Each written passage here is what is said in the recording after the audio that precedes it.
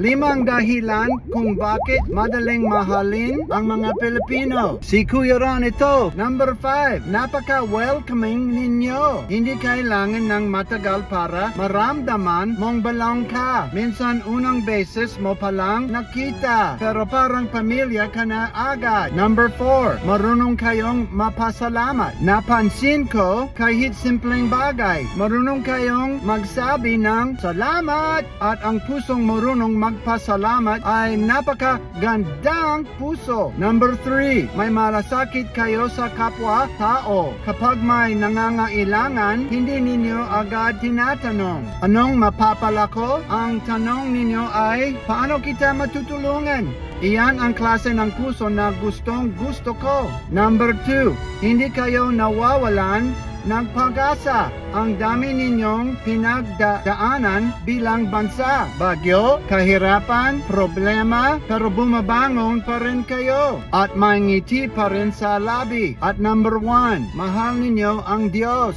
Isa ito sa pinakamalaking dahilan kung bakit mahal ko ang Pilipinas. Kapag may problema, ang unang maririnig mo ay, manalangin tayo. Kapag may blessing, maraming ang nagsasabing, salamat Lord. Ang gusto kong sabihin ito, huwag ninyong hayaang mawala ang pagmamahal ninyo sa Diyos. Pero tandaan ninyo rin, hindi sapat ang makilala si Jesus sa pangalan lang.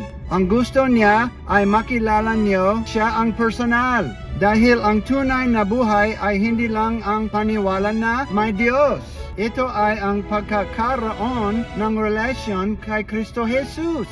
Kaya para sa akin, madaling mahalin ang mga Pilipino. At ang panalangin ko, mas marami pang Pilipino ang makakakilala kay Jesus ng tunay.